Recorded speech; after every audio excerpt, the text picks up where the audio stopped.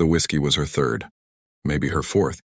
Sarah Xavier had stopped counting around the same time. She'd stopped caring what day it was, which she was fairly certain was somewhere between the emergency board meeting and the moment her CFO had slid a resignation letter across the glass table like he was dealing a losing hand.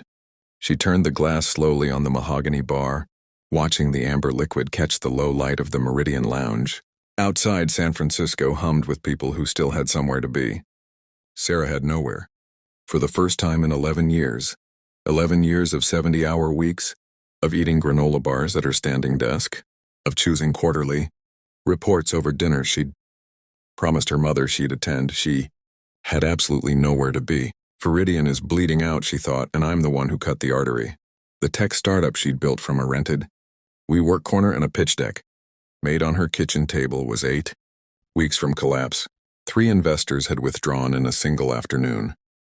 Her co-founder had gone quiet, the worst kind of quiet, the kind that precedes lawyers, and somewhere beneath all of it, beneath the spreadsheets and the damage control, and the press inquiries she'd stopped returning, was a loneliness so old and so settled into her bones that she'd almost mistaken it for personality. She was 38 years old and she was done. That was the exact thought moving through her. I'm done, when the man sat down 2 stools away. She didn't look up immediately. She heard him first, the unhurried ease of someone who moved through rooms like he owned them. The quiet exchange with the bartender that somehow didn't feel like ordering so much as deciding. Then she looked up, because something in her peripheral vision refused to be ignored any longer. He was tall, even seated, broad across the shoulders in a way that his dark gray Henley did nothing to conceal. Dark hair, slightly unkempt, like he'd run a hand through it and simply stopped caring where it landed. A jaw that looked carved rather than grown, shadowed with 2 days of stubble. His hands, she noticed his hands immediately, large and unhurried as they wrapped around a glass of neat scotch, looked like hands that had built things. Sarah looked away, then looked back. He was already watching her.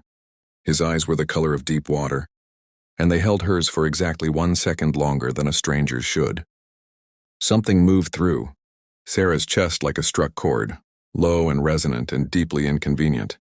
Heat gathered at the back of her neck, pooled somewhere lower, and she returned her attention to her whiskey with the focused urgency of a woman retreating from something dangerous. Don't, she told herself. Her pulse disagreed entirely. He didn't speak for a while. They existed in parallel silence.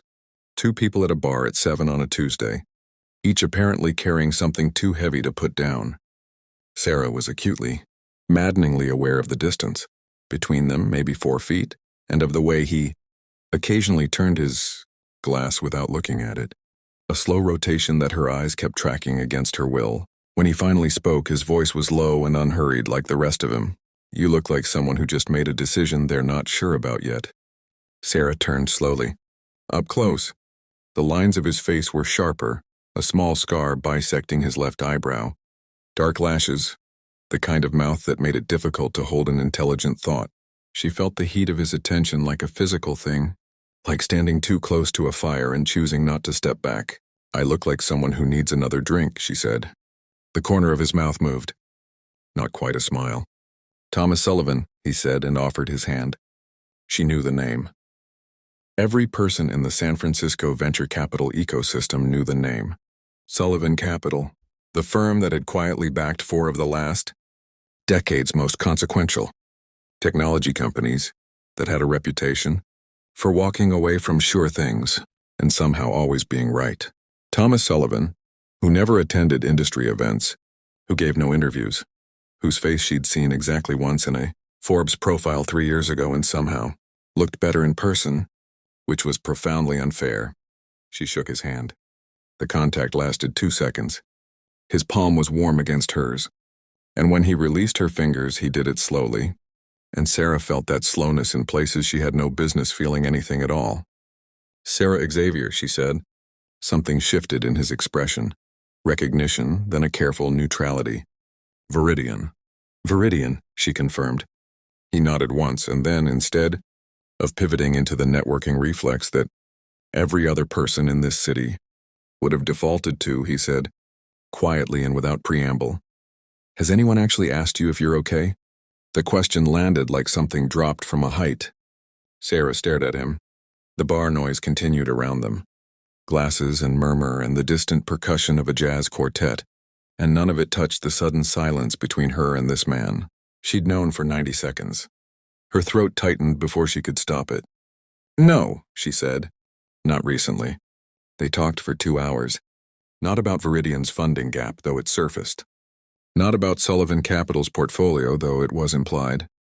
They talked about the specific exhaustion of caring about something so much that you forgot how to care about anything else. About the strange grief of watching something you built begin to fracture. Thomas spoke about a company he'd backed a decade ago, a clean energy startup helmed by a friend that had collapsed publicly and catastrophically and taken the friendship with it. He spoke about it without self-pity, but with the careful precision of someone who had carried it for a long time. Sarah watched his hands as he spoke. She watched the way his jaw tensed slightly on certain words. She was aware that she was cataloging him, the geography of his face, the cadence of his voice, the way he leaned in fractionally when she said something that surprised him, and she was aware that this cataloging was itself a kind of hunger she'd been running low on for years. When he stood to leave, he was close. The bar had grown louder. The crowd thickened, and the physics of the space had narrowed the distance between them to something that was no longer casual. She could smell cedar and something warmer beneath it. His eyes dropped to her mouth for less than a second. She would have missed it if she weren't already watching him so carefully. And the air between them went dense and electric. "Can I call you?" he asked. Sarah picked up her glass. "Set it down." "That depends on why." He held her gaze. "I think you already know why." She did. That was the problem. He called the following morning. By the following Thursday, Sullivan Capital had requested a formal review of Viridian's infrastructure and market positioning. Sarah told herself this was professional. She told herself she was composed and strategic in the brief. Sharp memory of his eyes dropping to her mouth at the bar was irrelevant and filed away.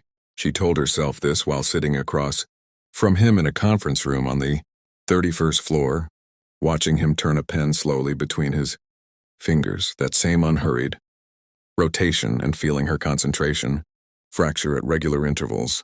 When the meeting concluded and the analysts filed out, Thomas lingered. The room emptied. The city spread silver and indifferent through the floor-to-ceiling glass. He said her name once quietly, and she was already turning, already closing the distance, already making a decision she'd been circling for a week. When he kissed her, it wasn't tentative. His hands came up to frame her face, thumbs brushing her jaw, and then his mouth was on hers, warm and deliberate, and then not deliberate at all. Something igniting between them that consumed the careful architecture of her self-control entirely. She gripped the lapel of his jacket. He made a low sound against her lips and walked her back 1 step. 2 steps until her shoulders met the glass partition, and the kiss deepened into something urgent and breathless and completely untethered from any version of professionalism she'd ever claimed to possess. She tasted coffee and scotch and want, her own and his, and when they finally broke apart, both of them breathing unevenly, the city behind the glass looked somehow distant, like it existed in a different register of reality than this room. "That's complicated," she said against his jaw. "I know," he said. He hadn't let go of her face. Sullivan Capital's decision came 2 weeks later. A conditional bridge investment, contingent on a restructured leadership team and a revised go-to-market strategy. It was not charity.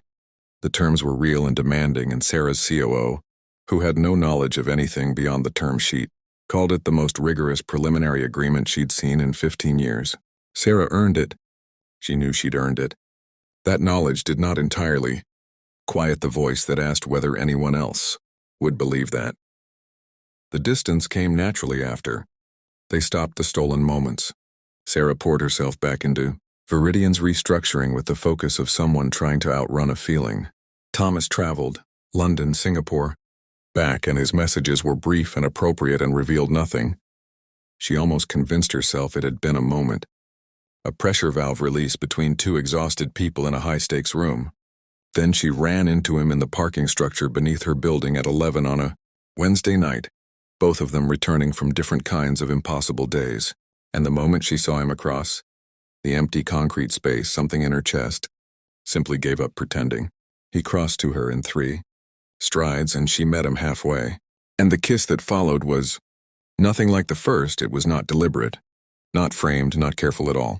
It was both of them arriving somewhere after a very long walk.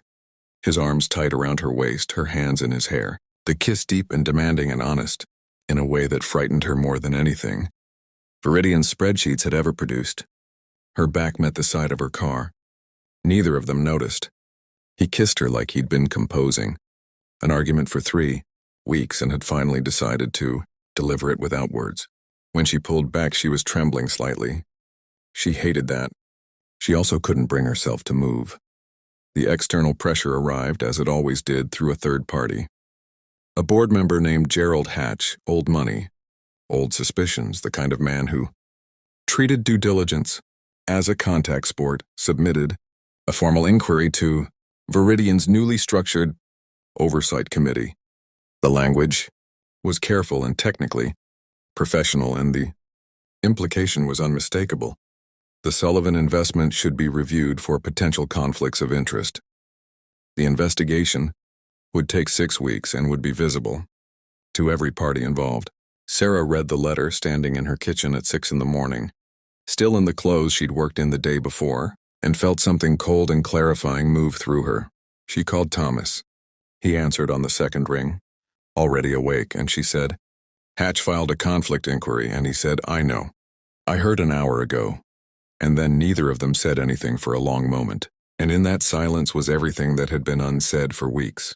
"This could unravel the whole investment," she said, "even if the inquiry goes nowhere. The optics alone."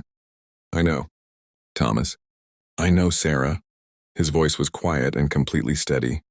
"What do you want to do?" She closed her eyes. "I don't know what's right." "That's not what I asked." He came to her apartment that evening, not to strategize. They both understood that. They stood in her living room with the city lit up beyond the windows, and Sarah said, "I'm scared this is the thing that takes everything down. Everything I built." She said it plainly, without armor, which was the bravest thing she'd done in months. "And I'm scared that I'm using that fear as an excuse to walk away from something that might actually matter." Thomas was quiet for a moment. Then, "I don't know how to do this either." "I haven't," he stopped. Started again. "I've been careful for a very long time. Careful about what I let close." He looked at her directly. "You make careful feel like a waste of time." "That's not reassuring." "No," he agreed. "It's not." A pause. "I'm not walking away. It could cost you." "I know what it could cost." His voice carried no drama, only the weight of a decision already made. "Do you?" Sarah looked at him, this man, who had asked if she was okay when no one else had thought to, who had kissed her like the answer to a question she'd forgotten she was asking, who sat across from her in conference rooms and somehow always knew when she was lying to herself, and felt the last of her composure quietly dissolve. "Come here," she said. He crossed the room. His hands found her face again, the same as that first time in the conference room, and she felt the tenderness of it alongside the heat and the ache, everything layered and real and adult in a way that no version of careful could have produced. When he kissed her this time, it was slow and deep and without urgency, a kiss that had nowhere to be and knew it. His forehead finally coming to rest against hers while they both remembered how to breathe. "I don't want to walk away," she said, quiet against his lips. "Then don't," he said. The Hatch inquiry concluded in 6 weeks with no material findings. The Sullivan investment held. Viridian closed its Series B 4 months later. Sarah still drove past the Meridian Lounge sometimes, on evenings when the city felt particularly indifferent, and the old weight tried to reassemble itself in her chest. She never stopped in. The bar existed now as a before, a geographic marker of who she'd been on the particular Tuesday she'd decided she was done. Thomas had restructured his firm's Viridian involvement to eliminate any direct oversight role on his part, voluntarily and before anyone asked him to. It cost him influence. He accepted the cost the way he accepted most things, without theater, without complaint, with the quiet certainty of someone who understood that some decisions announce themselves only after they're made. On a Thursday evening in early spring, they stood together outside the Meridian. She hadn't planned it. They'd simply ended up there. The way significant places have a way of pulling you back. The air tasted like rain in the bay, and the city moved around them. And Sarah looked up at him and thought that this, not the funding or the recovery or the rebuilt quarterly projections, but this was the thing she'd almost given up before she'd found it. He looked down at her. Something warm and unhurried moved across his face. "You okay?" he asked. She smiled, not the professional smile. Not the press photo smile, but the real one, the one she'd almost forgotten the shape of. "Yeah," she said. "Actually." And when he kissed her there on the sidewalk, softly, one hand curved at her jaw, the other at her waist. A kiss that was neither desperate nor performed, but simply, completely sure. Sarah Xavier felt something she hadn't felt since before the board meetings and the whiskey, and the weight of everything she'd built starting to fall. She felt like she'd arrived somewhere, and this time she intended to stay.